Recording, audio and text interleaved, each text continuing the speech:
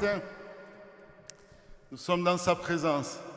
On aimerait des fois peut-être continuer comme ça et pas démarrer les chants, mais on va prendre quelques chants ensemble. Ce qui est bien quand on chante, c'est qu'on peut le faire tous ensemble, acclamer avec les mêmes paroles notre Seigneur, lui porter notre adoration, notre louange ce matin, il en est digne.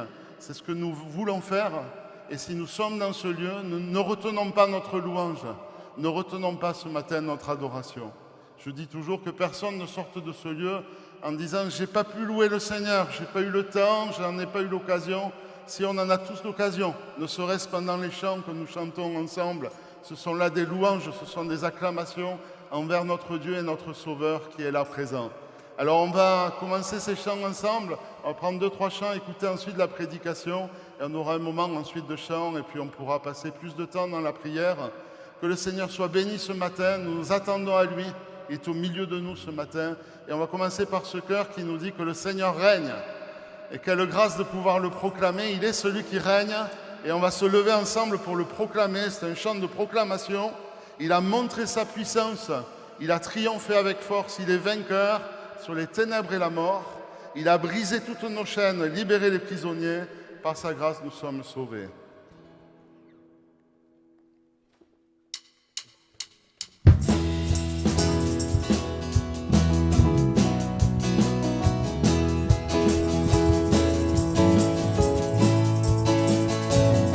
Alléluia. Alléluia. Alléluia.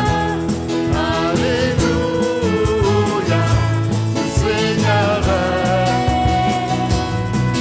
Alléluia. Alléluia. Alléluia.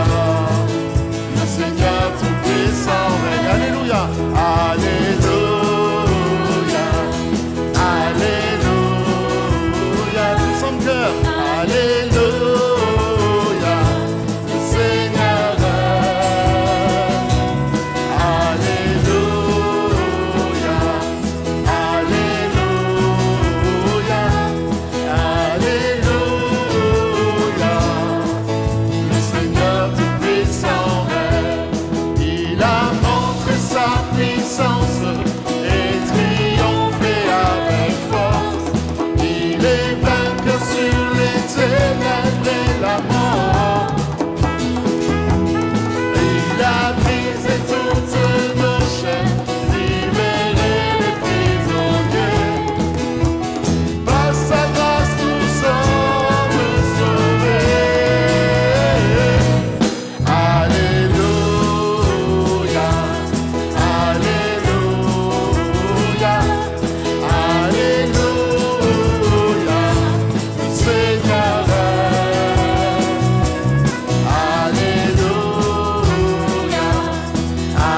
Alléluia, Alléluia, le Seigneur règne. Alléluia, Alléluia, Alléluia, le Seigneur tout-puissant règne.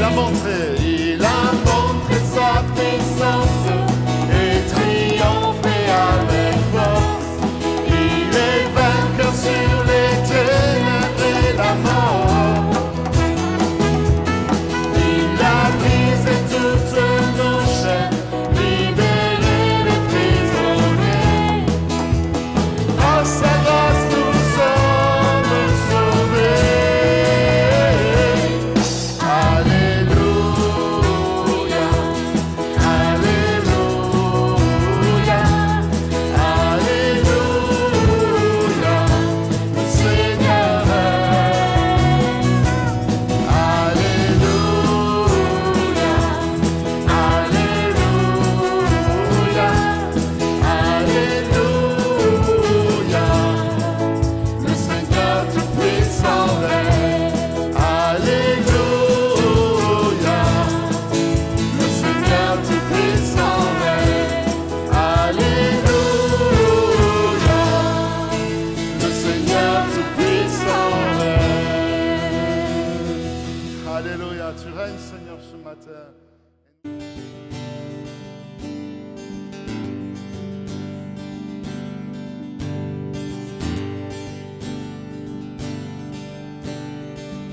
Qui suis suis-je pour que le roi des cieux m'ouvre ses bras? Perdu mais trouvé par sa grâce, son amour pour moi, son amour pour moi. Il m'a libéré, ma dette est payée, je suis enfant de Dieu, je suis à lui. Il m'a racheté à la croix grâce à son âme. J'étais esclave du péché, mais il m'a sauvé.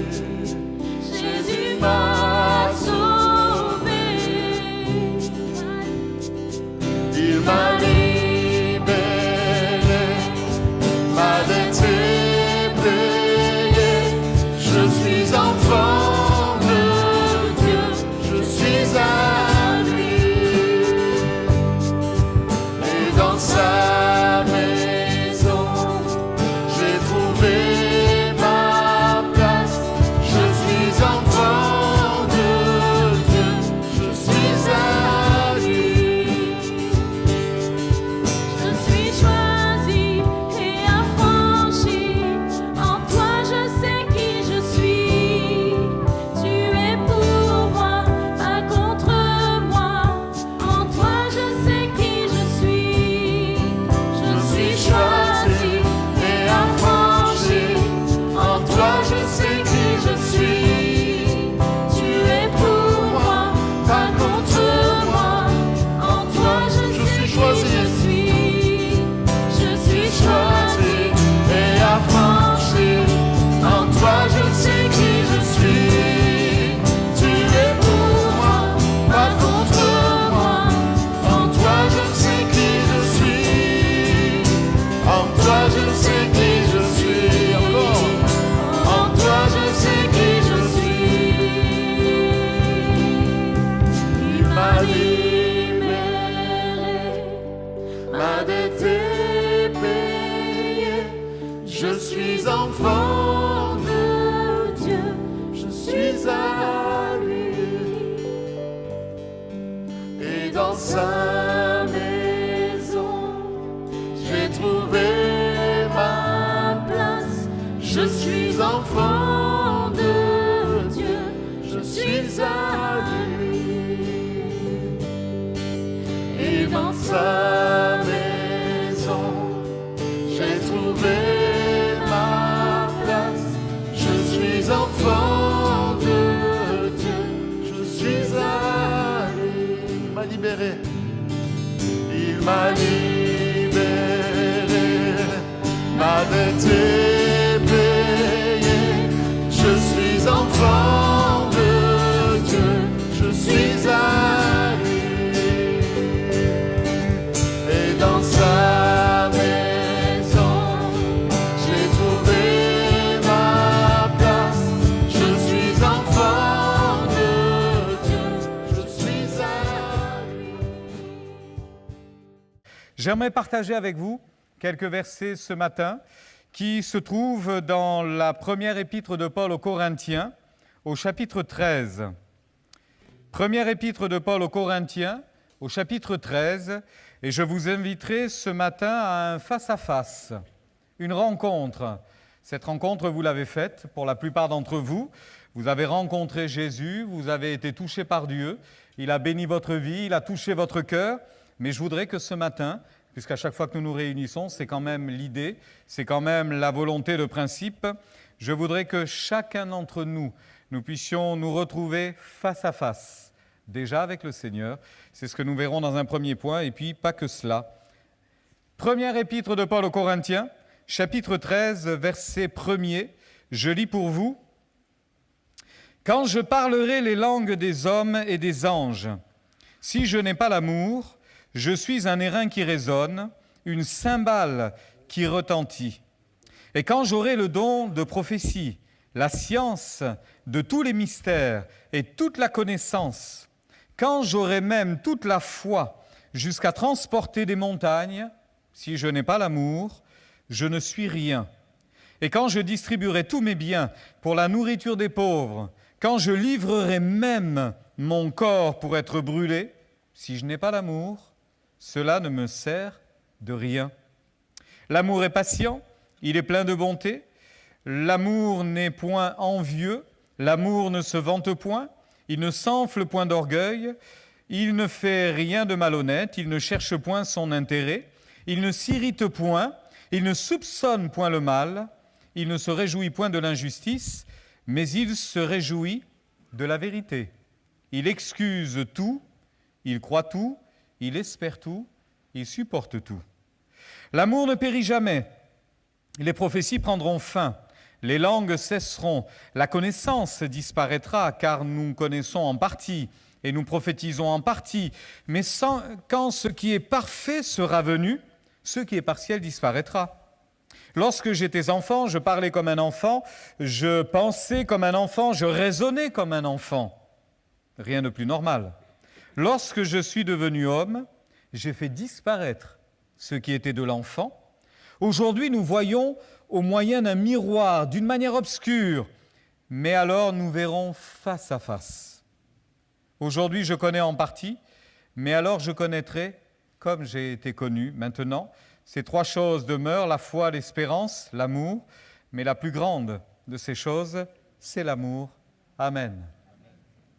J'ai noté sur cette fiche que vous avez à l'écran ce qui me semblait résumer ce chapitre 13. Si je n'ai pas l'amour, 1, je suis un airain qui résonne, je fais du bruit mais c'est creux. 2, je ne suis rien. 3, cela ne me sert de rien. Donc, il y a évidemment quelque chose d'important à retenir, c'est que le chrétien vit sa foi par amour. Quand il n'y a pas d'amour, quand il n'y a pas cette décision de vivre sa foi dans l'amour, je risque d'être un airain qui résonne. Au bout du compte, ça ne m'apportera aucun profit et je ne servirai pas à grand-chose non plus. Je note évidemment que voir Dieu face à face, vivre, voir Dieu et vivre, c'est le sens de notre souhait, de notre marche avec Dieu. Il n'y a pas de meilleure intention que cela, évidemment. Maintenant, en attendant de voir Dieu face à face, parce que là, on parle également du ciel, de l'éternité, de ce qui viendra après, bien évidemment. Nous sommes dans un monde qui ne peut pas nous révéler toute l'ampleur, toute la vérité de Dieu. Nous voyons comme au travers d'un miroir, c'est pas très net, c'est un peu obscur, mais on en vit les prémices tout de même. Cependant, le meilleur est à venir. Le meilleur nous attend, le meilleur, c'est le ciel. Mais nous savons qu'en attendant ce moment-là, il y a un processus qui se passe dans notre vie. Et ce processus s'appelle la sanctification. La sanctification. Regardez ce qu'il est dit dans l'épître de Paul aux Éphésiens. J'ai noté pour vous, chapitre 1er, verset 4. « En lui, Dieu nous a élus avant la fondation du monde pour que nous soyons saints et irrépréhensibles devant lui. » Saints et irrépréhensible devant lui. Et puis un peu plus loin, dans la même lettre, au chapitre 5 et au verset 25, Christ a aimé l'Église, écoutez donc, et s'est livré lui-même pour elle, afin de la sanctifier par la parole. Et il dira ceci, après l'avoir purifiée, afin de la faire paraître devant lui, cette Église glorieuse, sans tache, ni ride, ni rien de semblable, mais sainte et irrépréhensible. Je me dis que, Alexandre, ça ne fonctionne pas. Essayez de voir si je peux mettre en route ma télécommande pour que je puisse le gérer d'ici. Voir Dieu face à face, je trouve que c'est quand même quelque chose d'assez extraordinaire. Et je me dis que voir Dieu face à face, et après, lorsque l'on rencontre Dieu, on le voit d'une certaine manière face à face. Oui, mais qu'est-ce que ça change? Et après? Ce qui compte, c'est l'après finalement. Ce n'est pas ce moment où Dieu nous a visités, où Dieu nous a touchés, mais c'est qu'est-ce qui a pu se produire après. C'est ça qui est intéressant. Qu'est-ce qui a pu se produire par la suite? Parce que si je rencontre Dieu, la volonté de Dieu, c'est de nous sanctifier. On l'a lu, hein?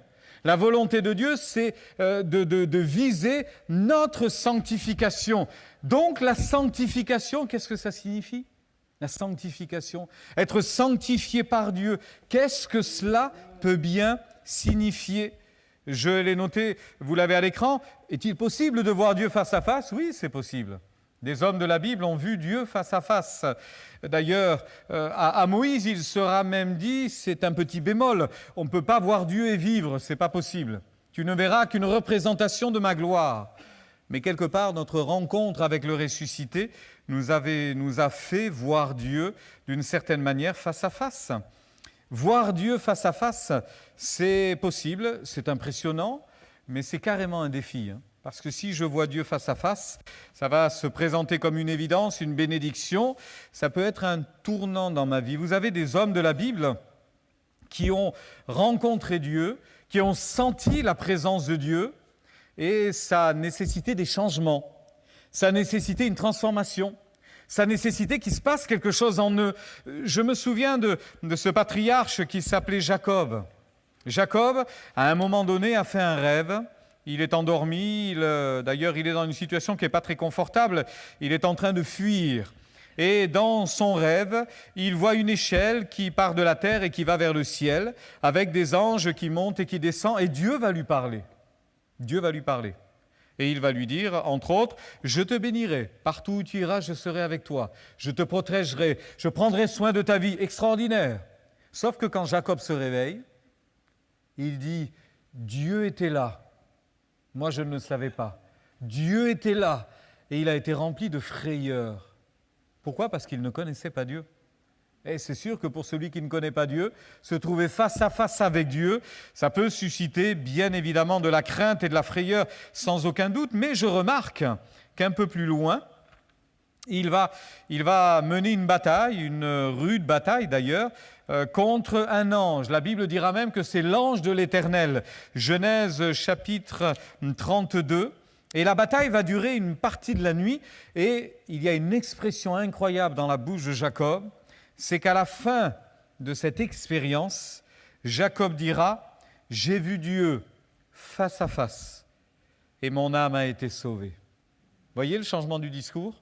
Au début, il a senti la présence de Dieu, mais il a été effrayé. Et puis dans ce face-à-face, il a été sauvé et sa vie a changé à partir de ce moment-là. On peut être comme Jacob, comme le peuple d'Israël. D'ailleurs, on le retrouve un peu plus loin, ceci, dans le livre de l'Exode. Il nous est dit que Dieu va accompagner le peuple d'Israël vers sa liberté. Et c'est assez étonnant, mais nous voyons dans le livre du Deutéronome cette note au chapitre 5 où Dieu cherche à se révéler face à face avec le peuple. Il est dit ceci, « L'Éternel notre Dieu a traité avec nous une alliance à Horeb. Ce n'est point avec nos pères que l'Éternel a traité cette alliance, c'est avec nous qui sommes ici aujourd'hui tous vivants. L'Éternel vous parla face à face sur la montagne au milieu du feu. Je me tins alors entre l'Éternel et vous pour vous annoncer la parole de l'Éternel, car vous aviez peur du feu. » Eux-mêmes, face à Dieu, étaient remplis de peur, étaient remplis de crainte. Cependant, Moïse va vivre, lui, des moments différents avec Dieu. Il va vivre des face-à-face, plusieurs face-à-face avec Dieu, et ça va être noté d'ailleurs, référencé sous ces expressions assez incroyables. Il nous est dit ceci, Moïse, l'Éternel parlait à Moïse face à face, comme un homme parle à son ami. La relation est apaisée, la relation est appréciable, la relation est souhaitable d'ailleurs. Parler avec un ami, quand vous parlez avec un ami, quand vous êtes face à face avec un ami, on peut tout se dire, on peut tout se partager, on peut ouvrir son cœur, il n'y a pas de problème, c'est un ami. Eh bien, l'Éternel parlait à Moïse face à face, comme on parle à un ami. Et d'ailleurs, le témoignage qui sera rendu à cela, nous l'avons encore dans le livre du Deutéronome, à la fin du livre du Deutéronome. Je veux vous le citer parce que c'est quand même pas rien ce qu'il est dit à ce moment-là. Il ne parut plus en Israël de prophète semblable à Moïse que l'Éternel connaissait face à face. Alors on n'arrivera sans doute pas à une telle intimité, Mais ceci ne nous empêche pas d'avoir de l'intimité avec Dieu, bien évidemment. Et c'est nécessaire de rechercher cette intimité. Il a eu une relation privilégiée avec Dieu, elle est reconnue, elle est unique. Remarquez, sous certains aspects, je pense qu'on n'aurait pas voulu être à sa place. Parce que quand on sait ce qu'a été sa vie, pendant 80 ans, on peut se dire que, dans le fond, même si ça n'atteint pas ce niveau-là, mais c'était nécessaire. Si pour nous, ça n'atteint pas ce niveau-là, comprenons que Moïse a été enseigné par Dieu dans ces moments-là. Moïse nous enseigne, pour nous, qu'être dans la présence de Dieu, ça produit un changement. L'apôtre Paul rappellera cet événement, mais dans l'Ancien Testament, c'était dit. D'ailleurs, il nous est dit que quand Moïse sortait de la présence de Dieu, son visage était rayonnant. Donc, vous voyez, il y avait une transformation physique. Mais vous comprenez bien que derrière la transformation physique, on peut imaginer l'impression intérieure. On peut imaginer ce qui se passe à l'intérieur de l'être, quand même extérieurement, on en voit les effets. D'ailleurs, vous êtes d'accord avec moi ? Le changement, ça commence à l'intérieur. Parce que si le changement, il est qu'à l'extérieur, on appelle ça une façade. Si le changement, il est qu'à l'extérieur, c'est creux à l'intérieur et ça n'aurait aucun intérêt. Mais s'il y a un changement à l'intérieur, ça finira par se voir à l'extérieur. J'ai connu des personnes, vous en avez connu, vous certainement aussi, on les a vus venir à Dieu, on les a vus venir à l'église, on les a vus venir découvrir Dieu. Mais quel changement, même physique!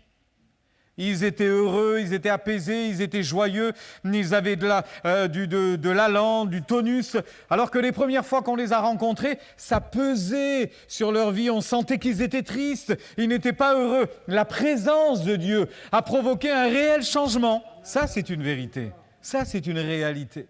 Et béni soit Dieu pour le changement que Dieu veut opérer dans nos cœurs. Alors, je crois que c'est toujours pareil aujourd'hui, c'est vraiment toujours pareil aujourd'hui, soit on est comme Jacob, effrayé un moment, mais plaise à Dieu qu'on soit sauvé, parce que c'est ça le plus important, bien évidemment. Soit, on retrouve en Moïse quelque chose qui peut nous toucher, finalement. Notre visage s'est éclairé lorsque Dieu nous a touchés, lorsque Dieu nous a bénis, lorsque Dieu nous a fait du bien. Notre visage a été illuminé, notre cœur a compris tellement de choses, la raison de notre existence jusqu'à ce jour, et ce pourquoi nous vivons, et quel est notre avenir et quelle est notre destination, c'est-à-dire le ciel. Tout ça change notre façon de vivre, bien évidemment. On serait peut-être comme Gédéon, d'ailleurs, je ne vous l'ai pas cité, mais vous savez que Gédéon a eu une passe très mauvaise, très difficile, il était contrarié, il n'était pas en forme, assez dépressif au-dedans de lui, avec cette simple explication, Dieu nous a abandonnés. Mais ce n'était pas vrai. Donc quand Dieu vient à sa rencontre, il va être saisi, littéralement saisi personnellement en disant « Dieu est là, malheur à moi, je vais mourir ». Ce à quoi, encore, Dieu lui parlera en lui disant « Sois sans crainte ». Donc on a peut-être été quelquefois un petit peu effrayé de cette intimité, de ce contact avec Dieu. Dans ce sens, qu'est-ce que cela va produire, évidemment? Qu'est-ce que cela va faire émerger? Qu'est-ce qui va ressortir de cette expérience? Mais n'ayez pas peur. Toute expérience avec Dieu est bonne. Toute expérience avec Dieu est bénéfique. Toute expérience avec Dieu nous introduit dans une vie plus agréable et plus paisible. Maintenant, je ne veux pas rater le but, je ne veux pas manquer, évidemment, la cible, parce que jusqu'où acceptons-nous de changer? Et c'est le sens et le thème de ce que je voulais partager avec vous ce matin. Jusqu'où acceptons-nous le changement? Je vous rappelle tout de même que nous avons un combat à mener et nous avons des victoires à remporter, notamment sur nous-mêmes. On va se concentrer sur soi-même parce que le face-à-face avec Dieu, vous l'avez fait, pour la plupart, je pense. Vous l'avez fait, ce face-à-face avec Dieu. Si vous ne l'avez pas fait, tout à l'heure, on aura encore un temps où on va se tenir devant Dieu. Faites cette rencontre avec Dieu. Allez-y, approchez-vous de Dieu, dites-lui « je ne te connais pas, je ne sais pas qui tu es exactement, je ne sais pas qu'est-ce que tu peux faire dans ma vie ». Posez-lui ces questions-là et je suis sûr qu'il va vous répondre par une parole prophétique, par un chant, par sa présence. Il va vous encourager, il va vous faire du bien. Vous ne quitterez pas ce lieu comme vous êtes entrés, vous sortirez avec des réponses, vous sortirez avec la satisfaction de l'avoir rencontré. Maintenant, je pense également qu'il est important de s'arrêter sur ce changement notable. Je reviens sur cette lettre aux Éphésiens, puisque d'autres choses sont dites. Dans l'épître de Paul aux Éphésiens, l'apôtre Paul nous rappelle que par nature. C'est notre nature à nous. On n'est pas encore au ciel. Si vous pensez que c'est le ciel sur la terre, ça ne dure pas longtemps. Ça dure quelques minutes, quelques instants quand on vit dans la présence de Dieu, mais après, on revient dans les réalités du quotidien. C'est sûr, on revient dans les réalités. Mais par nature, notre nature à nous, elle nous fait défaut. Parce que l'apôtre Paul dit « Nous tous aussi, nous étions de leur nombre, ceux qui marchent sans Dieu. » Pourquoi ? Parce que nous vivions autrefois selon les convoitises de notre chair, accomplissant les volontés de la chair et de nos pensées, et nous étions par nature des enfants de colère comme les autres, mais Dieu qui est riche en miséricorde, à cause du grand amour dont il nous a aimés, nous qui étions morts par nos offenses, nous a rendus à la vie avec Christ. Ça, c'est extraordinaire. Mais quand même, notez que il est dit dans une autre lettre de l'apôtre Paul, parce que ça, c'est le combat finalement qui aurait dû être remporté, mais qu'il semble devoir, qu'il nous faut mener régulièrement. Galates chapitre 5, verset 19, il est dit « Or, les œuvres de la chair », on est toujours sur la terre, avec une chair. « Or, les œuvres de la chair sont manifestes. Ce sont l'impudicité, l'impureté, la dissolution, l'idolâtrie, la magie, les inimitiés. » Et puis là, on arrive sur quelque chose de plus pratique. Les querelles, les jalousies, les animosités, les disputes, les divisions, les sectes, l'envie, l'ivrognerie, les excès de table et les choses semblables. Je vous le dis d'avance, comme je l'ai déjà dit, que ceux qui commettent de telles choses n'hériteront point le royaume de Dieu. Ça nous interpelle quand même, cela.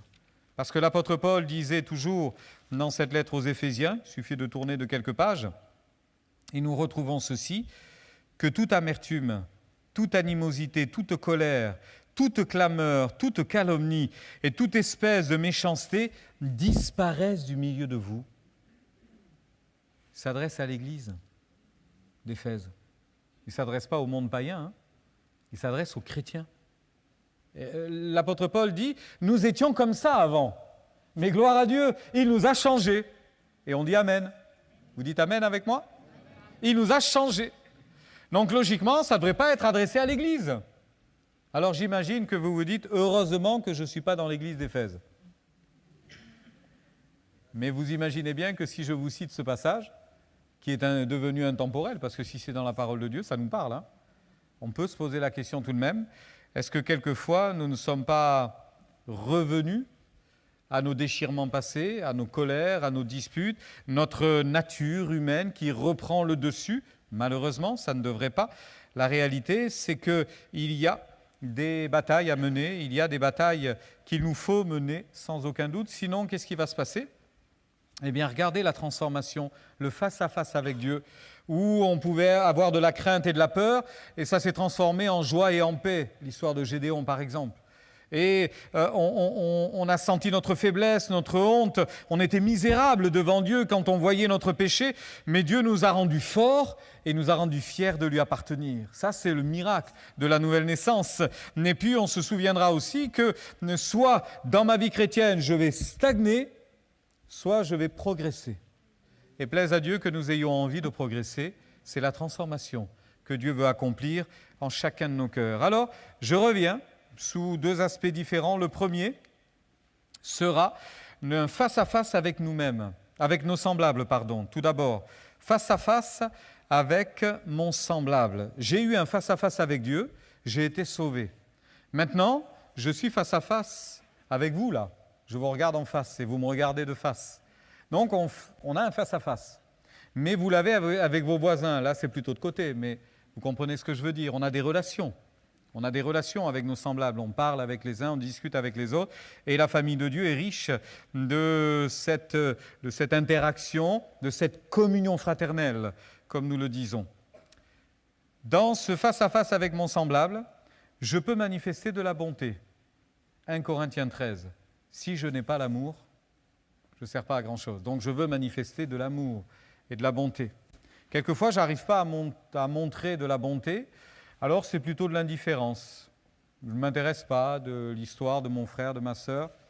Ce n'est pas de la curiosité, c'est juste que je ne m'intéresse pas. Je ne cherche pas à savoir. Il a des difficultés, il a des peines, ce n'est pas mon problème. ça le regarde. Mais ce serait bien de prier. Oh, vous savez, j'ai d'autres situations pour lesquelles il me faut prier. J'ai des urgences, j'ai des priorités, donc de l'indifférence. C'est juste de l'indifférence. Hein. Mais quelquefois, ça se transforme petit à petit et ça peut devenir de la méchanceté. Je suis surpris quand même quand l'apôtre Paul dit aux Éphésiens qu'il n'y ait pas de méchanceté parmi vous. Ce n'est pas possible quand même. On est chrétiens. On ne va pas être méchants les uns vis-à-vis des autres. Ce n'est pas possible. Il s'est trompé. Il devait parler à quelques personnes très particulières, mais il n'y en a pas ici. Ça n'existe pas à Nîmes, des gens comme ça. Ce n'est pas possible.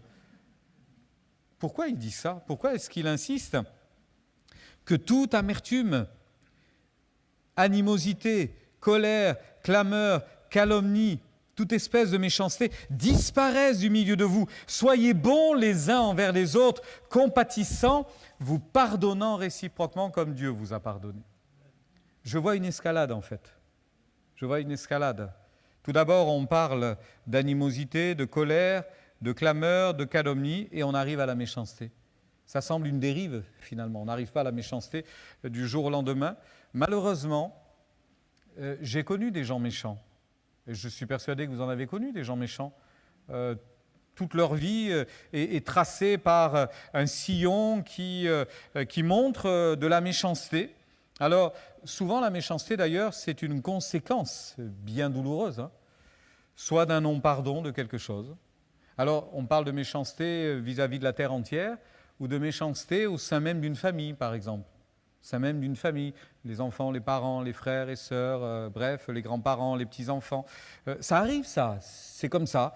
Mais on essaie de comprendre. Pourquoi est-ce qu'il est méchant? Pourquoi est-ce qu'elle est méchante? Pourquoi elle ne dit jamais une parole gentille? Pourquoi il y a tellement d'indifférence et ça sent la méchanceté? Quand on est chrétien, ça ne devrait pas exister, hein, évidemment. Malheureusement, ça existe aussi. C'est comme si le travail de sanctification s'est trouvé arrêté, bloqué. C'est comme si le char n'avançait plus, c'est comme si on n'arrivait plus à prendre du terrain, c'est comme si on était bloqué, mais qu'est-ce qui s'est passé? Alors il faut essayer de comprendre, bien évidemment. Ça peut être une jalousie qui vient de loin, c'est justifié ou c'est pas justifié. Ça peut être un désordre intérieur, c'est psychologique, il y a des gens qui ne sont pas bien intérieurement, fragiles, depuis qu'ils sont tout enfants, on ne sait pas pourquoi, et tout est agression pour eux, ils répondent à l'agression par de l'agressivité, et ça se transforme par de la méchanceté, évidemment. Ça peut être une souffrance physique qui est intense, qui est chronique, qui est installée, et qui fait que finalement on devient irascible, parce qu'on ne supporte pas le bonheur des autres alors que nous on est malheureux, la tranquillité des autres alors que nous on n'a pas d'avenir, et une souffrance. Ça peut être tellement de choses. Vous êtes d'accord avec moi, hein? Ça peut être quantité de choses. Et je ne suis pas médecin, je ne suis pas psychologue, je ne vais pas essayer d'analyser tout cela. La seule chose que je sais, c'est que ça peut venir de loin, ça peut s'expliquer, mais ça peut se vaincre aussi. Ça doit se vaincre. On a besoin de la grâce de Dieu pour cela. Mais ça doit être vaincu. Parce que sinon, évidemment, ce face-à-face avec les autres, il est tendu. Hein? Ce face-à-face avec les autres, il est tendu. D'ailleurs, dans la Bible, il est dit, comment peux-tu dire « aimer Dieu que tu ne vois pas » si tu n'aimes pas ton frère que tu vois, ton frère ou ta sœur? Ça paraît logique. Hein? Et on ne peut pas être en conflit avec quelqu'un et arriver à l'église en levant les bras au ciel, en disant « Je t'aime Seigneur, ma vie elle est belle avec toi ». Si ma vie elle n'est pas belle avec les autres. D'ailleurs, il est dit, si tu t'es disputé avec quelqu'un, que le soleil ne se couche pas sur ta colère. Hein. Essaye de régler ça rapidement, parce que plus on prend du temps, plus c'est compliqué à régler, c'est sûr. Et puis il est même dit d'ailleurs, si tu vas à l'église, si tu te prépares à aller à l'église pour présenter ton offrande à Dieu, et que là tu te souviennes que quelqu'un a quelque chose contre toi, c'est même pas toi qui as quelque chose contre quelqu'un, c'est quelqu'un qui a quelque chose contre toi, va te réconcilier d'abord. Et ensuite viens présenter ton offrande à Dieu. Il est évident que dans ce registre-là, c'est compliqué quand même. Hein. Il y a des exemples dans la Bible. Hein. Vous connaissez toute la fratrie de Joseph, les enfants de Jacob. Ça se résume à une phrase que l'on trouve dans la Genèse, une phrase au chapitre 37. Il est dit ceci, « Jacob aimait Joseph plus que tous ses autres fils, parce qu'il l'avait eu dans sa vieillesse. Et il lui fit une tunique de plusieurs couleurs.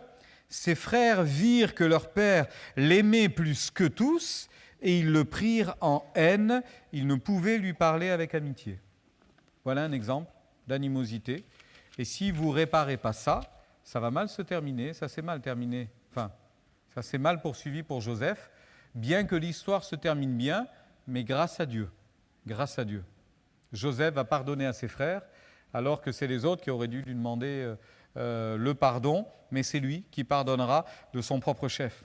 Dans le Nouveau Testament, dans l'Évangile de Luc, au chapitre 15, il nous est parlé d'une famille, d'un homme qui a 2 enfants, 2 fils, un cadet et un aîné, forcément. Et à un moment donné, le cadet rassemble tous ses biens, il s'en va, et il dépense tout ce qu'il a, il se vautre dans tous les plaisirs que la terre pouvait lui proposer. Il dépense son bien, il gaspille tout, et à un moment donné, il n'a plus rien. Qu'est-ce qu'il fait? Il rentre à la maison. Son père, tout heureux de le recevoir, c'est son père, évidemment. Même si l'enfant lui a fait les pires coups tordus, ça reste son fils, ça reste son enfant. Et donc, il a réussi à avoir beaucoup d'amour pour lui, et il l'a accueilli avec joie. La Bible dit que son grand frère, quand il entend que son frère est rentré à la maison, il explose. Il explose. Et il s'adresse à son père en lui disant « Ton fils », c'est son frère, hein, il ne dit même pas « mon frère », hein, il dit « Ton fils a mangé ton bien avec des prostituées, il a bu de l'alcool, il s'est battu, il a vécu comme un cochon, il a fait des choses atroces, et tu l'accueilles en héros ?» Animosité, colère, jalousie. Certainement de la jalousie, là aussi, puisqu'il dira « Tu lui offres la grande fête et moi, tu ne m'as jamais rien donné. » Jaloux. Et le père tombe des nues en disant « Mais pourquoi tu es comme ça? Tout ce qu'il y a ici, c'est à toi. Tu n'avais qu'à aller au frigo, tu n'avais qu'à te servir dans la réserve, tu pouvais organiser des fêtes, je ne t'aurais jamais rien dit, tu n'as jamais rien fait, tu n'as jamais rien demandé. » Il vivait avec un mal-être, allez savoir pourquoi. Toujours est-il qu'il y avait de la violence dans ses propos. David, je reviens en arrière, David va un jour, il est tout jeune, il est envoyé par son père pour aller prendre des nouvelles de ses frères qui sont à la guerre, le roi David. À l'époque, il a 17 ans, il n'est pas roi, hein. Il va à la guerre, il rencontre ses frères, et tout d'un coup, vous avez le géant, le fameux Philistin, le géant Goliath, qui sort pour lancer un défi au peuple d'Israël. Tout le monde est rempli de terreur, et David s'informe, qui c'est, qu'est-ce qui se passe, pourquoi, etc. Et tout d'un coup, vous avez le grand frère qui lui tombe dessus, je ne sait pas pourquoi. Eliab, il s'appelle. Eliab, son frère aîné, qu'il avait entendu parler à ses hommes, fut enflammé de colère contre David, et il lui dit, « Pourquoi es-tu descendu ? À qui as-tu laissé ce peu de brebis dans le désert? Je connais ton orgueil et la malice de ton cœur. C'est pour voir la bataille que tu es descendu. » Et David répondit, « Mais qu'ai-je donc fait? Ne puis-je pas parler ainsi ?» Et il se détourna de lui pour s'adresser à un autre. Heureusement qu'il n'était pas sanguin. Hein? Non? Ça aurait fini en bagarre. Hein? Oui, ça aurait fini en bagarre. Heureusement qu'il n'est pas comme ça. Mais qu'est-ce qui lui prend, Eliab? Je connais la malice de ton cœur, etc., etc. L'autre, il le regarde en disant, mais ça va pas, hein? Alors, il s'est écarté de lui, il a bien fait. Mais voyez, ça vient au moment où on ne l'attend pas, qu'on ne sait pas pourquoi, et d'un coup, ça explose. Un dernier exemple, lorsque David a tué le Philistin, le roi Saül l'a embauché, évidemment, et il l'a envoyé avec ses quelques hommes mener des batailles, et il a eu du succès partout. Alors, 100% au tir, hein, ça a marché, hein, du succès de partout, à tel point que quand il revenait de bataille, on chantait, Saül a frappé ses 1000 et David a frappé ses 10 000, et on chante, et d'un coup le roi Saül, il dit, mais j'entends bien là. Il nous a dit qu'à partir de ce moment-là, il va concevoir de la haine contre David, parce que c'est un concurrent, c'est lui le roi. Il est en train de dire, il est en train de me prendre ma place. C'était lui le roi. Et plusieurs fois, il essaiera de le tuer. Voyez comme la méchanceté, ça peut nous entraîner très loin quand même. Ils étaient tous jaloux. Pourquoi? Quel était le problème? Allez savoir, ça remonte à loin, mais c'était un face-à-face avec eux-mêmes, et c'est le 3e point que nous allons voir qu'ils devaient pratiquer à ce moment-là. Je crois qu'aujourd'hui, c'est en grande partie l'explication des conflits, hein, dans les familles et même dans la famille de Dieu. C'est terrible, hein? C'est l'origine quasiment de tous ces conflits. C'est de l'animosité, c'est de la jalousie, c'est de la querelle, c'est des disputes, c'est de l'incompréhension. C'est frères et sœurs, c'est pas possible. C'est juste pas possible. Parce qu'on est précisément frères et sœurs, sauvés par grâce, en route vers le ciel et sur le chemin sanctifié de la grâce, et on est appelé à changer jour après jour. Alors ça nous amène parce que il faut le faire, hein, et je voudrais que chacun puisse s'examiner soi-même, bien évidemment. Il faut le faire parce que dans le livre des Proverbes, il est dit « La fureur est cruelle ». Vous l'avez à l'écran. Hein. La fureur est cruelle, la colère est impétueuse, mais qui résistera devant la jalousie? Souvent, c'est ça. Le nœud du problème, c'est la jalousie. Alors, j'en viens à la bonté, parce que soit on est méchant, soit on est bon, et j'ai décidé d'être bon. Et vous? Aussi? Entre décider et faire, c'est par sa grâce, hein, évidemment. Mais au moins, c'est bien de dire « j'ai décidé d'être bon ». Je ne veux plus être méchant. Je ne veux plus avoir d'animosité. Je ne veux plus être indifférent, parce que quelquefois, notre indifférence qui veut finalement calmer les apparences, calmer notre colère, ce n'est rien d'autre que de la méchanceté. Hein. Parce qu'on est enfant de Dieu, on a été quand même béni par Dieu. Et Dieu nous a appris à résister à nos pulsions. Alors, plutôt que d'exploser, on fait l'indifférent. On ne parle pas, on ne dit rien, on évite le contact. Mais ce n'est pas bien non plus. Hein. Si ça cache quelque chose de plus profond derrière, ce n'est pas bien. J'en viens à la bonté, parce que c'est la chose la plus extraordinaire. C'est un face-à-face avec moi-même. Face-à-face avec moi-même. L'amour, c'est la cheville ouvrière qui va générer la bonté, le pardon, la réconciliation. L'amour. L'amour excuse tout, il croit tout, il pardonne tout, il accepte tout. L'amour. 1 Corinthiens 13. C'est ce qui va permettre de tirer le train, d'entraîner les wagons et de faire en sorte que ça fonctionne. L'amour, c'est essentiel. Si vous avez vu Dieu face à face, vous avez vu Dieu face à face? Levez la main ceux qui ont vu Dieu face à face. Oui, vous l'avez vu face à face, il a touché vos cœurs. Quels sont ceux qui ont été sauvés? Levez la main. Ben voilà, vous avez vu Dieu face à face. Il a touché votre cœur. Si vous avez vu Dieu face à face, si vous avez vécu des moments vrais, réels, profonds, intenses avec Dieu, vous avez changé. Vous entendez? Ça, c'est un miracle. Hein? Vous avez changé. Alors, vous avez changé, ça signifie ne laissez pas la vieille nature polluer votre vie. Ne laissez pas la vieille nature polluer vos relations fraternelles. Ne laissez pas la vieille nature polluer vos relations familiales. Ne laissez pas cette vieille nature s'installer parce qu'elle a été vaincue à la croix. Vous êtes mort avec Christ. Je le disais il y a quelque temps. Hein. Un mort, ça ne fait pas de mal. Hein. Un mort, il est mort. Vous êtes mort avec Christ. Vous êtes régénérés en nouveauté de vie. Alors, frères et sœurs, c'est essentiel. Ne donnez pas accès au diable. C'est encore dans la lettre aux Éphésiens. Hein. Et quand il dit « notre vieille nature, il nous a fait grâce, nous avons vécu la miséricorde, ne laissez pas le mal s'installer, l'amertume, tout cela, rejetez ces choses-là. » Et un petit peu plus haut, il disait « mais ne donnez pas accès au diable. » Parce que c'est ce qu'on fait, hein. Même si on n'en a pas envie, c'est ce qu'on fait quand même. Indirectement, c'est en fait le résultat. On a donné accès au diable. Ne repoussez pas à plus tard, hein. Ne repoussez pas à plus tard la décision. Un jour, juste avant qu'il ne meure, Josué va s'adresser au peuple d'Israël et il va dire « Écoutez, moi je vous ai conduit dans la vérité, je vous ai enseigné ce qu'il fallait faire, maintenant, vous faites ce que vous voulez, hein. Mais sachez une chose, moi et ma maison, nous servirons l'Éternel. » Et tout le monde a dit « Nous aussi, nous aussi, nous aussi, nous aussi !» Ça n'a pas duré longtemps. Hein. L'époque des juges est arrivée. Catastrophe. Catastrophe. Ça partait d'une bonne intention, et il faut que ça parte d'une bonne intention. Mais après, pour que ce soit suivi des faits, c'est notre face-à-face avec Dieu qui nous parle. Et Dieu va, si vous êtes en face-à-face avec Dieu, Dieu va vous mettre devant les yeux un visage. Il va vous mettre devant les yeux une situation. Il va vous mettre devant les yeux un mot. Il va vous parler, c'est obligé.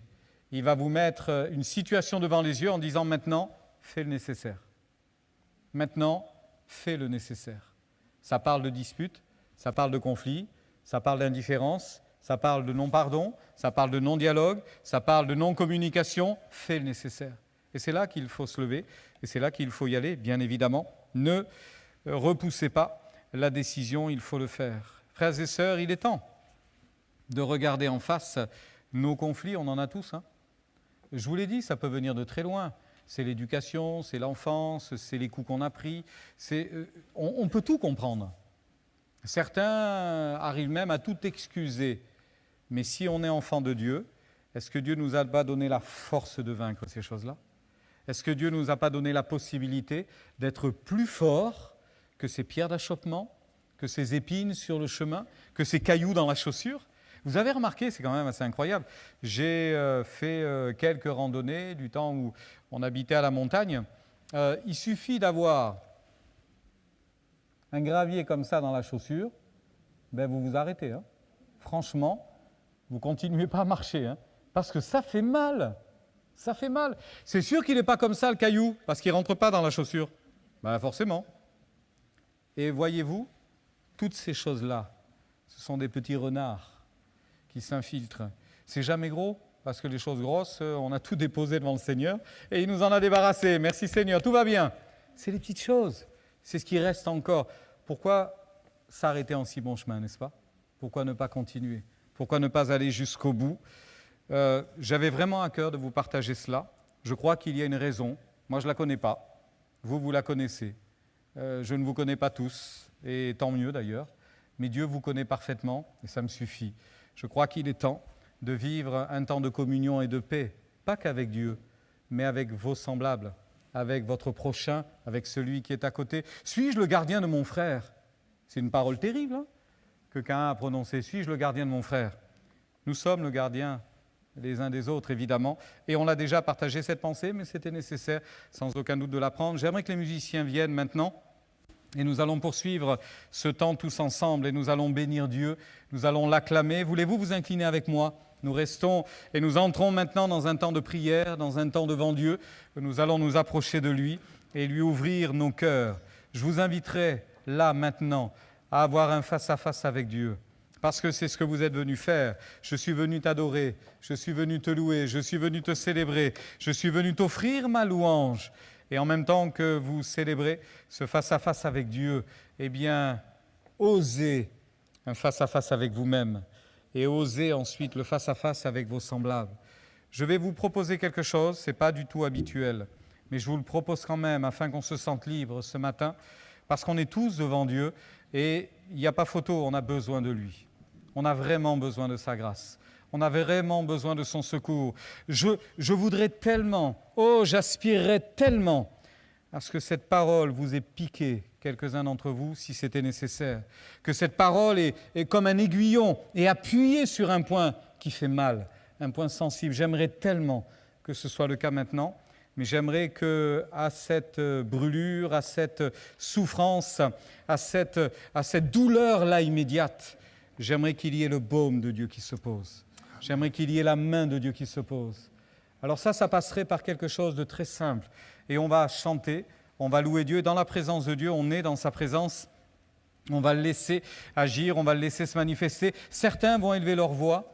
Certains vont se lever peut-être devant leur chaise pour adorer Dieu. D'autres vont rester assis. Certains vont se courber devant Dieu. Certains vont régler des comptes avec Dieu. Certains ont besoin de régler des situations devant Dieu. Et puis peut-être que vous avez besoin de régler une situation avec un frère, une sœur. Alors je vous inviterai pendant ce temps-là, pendant les chants, pendant ce temps d'adoration, je vous inviterai à vous lever d'où vous êtes et aller trouver le frère, la sœur, avec qui il faut régler quelque chose. Et j'aimerais que vous puissiez vivre ce moment-là. On ne va pas vous demander de le faire. Si vous sentez qu'il faut le faire, faites-le. Si le Saint-Esprit vous pousse à le faire, faites-le. Pourquoi ne pas profiter de ce moment pour vous réconcilier ? Pourquoi ne pas profiter de cet instant pour faire la paix ? La paix avec Dieu, c'est fait. Mais c'est la paix avec un frère, une sœur en Christ. Ou alors, ce serait plus terrible, avec un frère, une sœur dans la chair, avec une même famille. Faites-le, je vous en prie. Ne quittez pas ce lieu avec un poids sur votre cœur. Si tout va bien, vous serez comme beaucoup, en train d'adorer Dieu, d'élever vos mains vers le ciel, les yeux fermés, en train de célébrer Dieu. Mais faites-le, je vous en prie. en toute discrétion, simplement. Allez-y, prenez ce temps. S'il faut s'expliquer, faites-le, mais priez ensemble. Approchez-vous de Dieu ensemble. Vivez un temps intense avec Dieu ensemble. C'est maintenant qu'il faut le faire. C'est nécessaire de le faire. On s'approche de Dieu et on bénit l'Éternel. Merci pour ta grâce et merci pour ce temps d'adoration et de louange. Merci de disposer nos cœurs et nos vies. Tout est à toi et nous sommes devant toi, Seigneur, maintenant. Amen.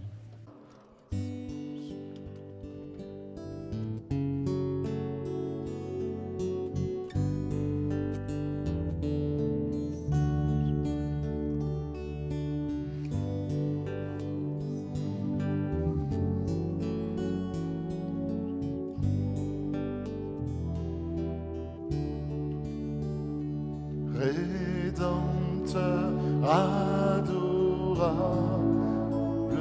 sur la croix attachée, traité comme un coupable, brisé pour mon péché. Ton angoisse suprême